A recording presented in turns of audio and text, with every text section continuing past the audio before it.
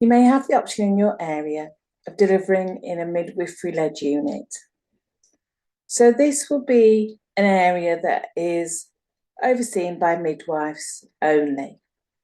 In this area, you may have 1 or 2 or 3 delivery rooms. You may have a postnatal area, which might include a bay room with maybe 2 to 4 beds in. So to be eligible to deliver in the midwifery-led unit, you need to have had a low-risk pregnancy with no complications.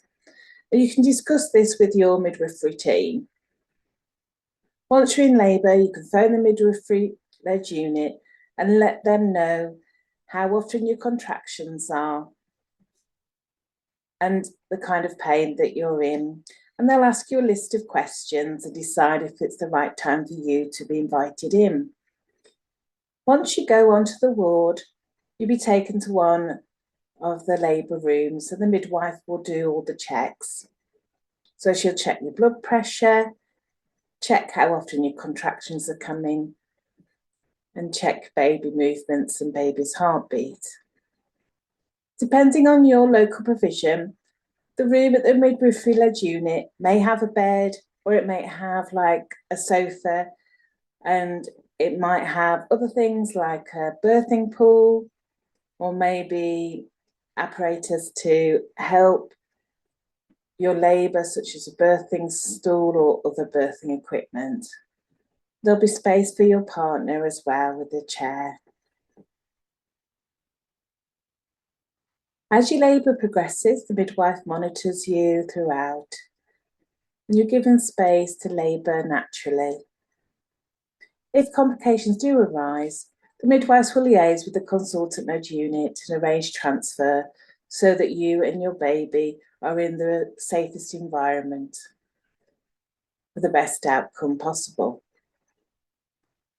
Once you've delivered your baby, the midwife will do checks on yourself and your baby. So the midwife will check your blood loss, check your temperature, your pulse, and your blood pressure.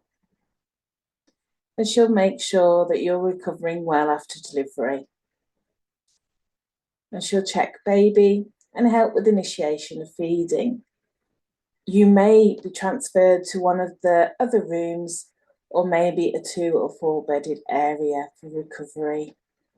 When you're ready, you're well, feeding is established, and you have no complications with bowel movements or passing urine.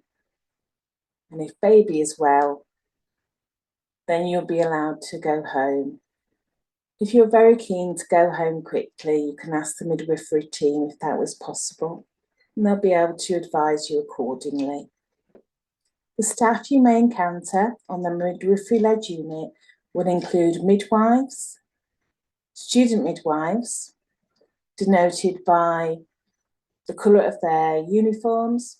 So that might be a tunic and trousers, or a dress, or they might be in scrubs.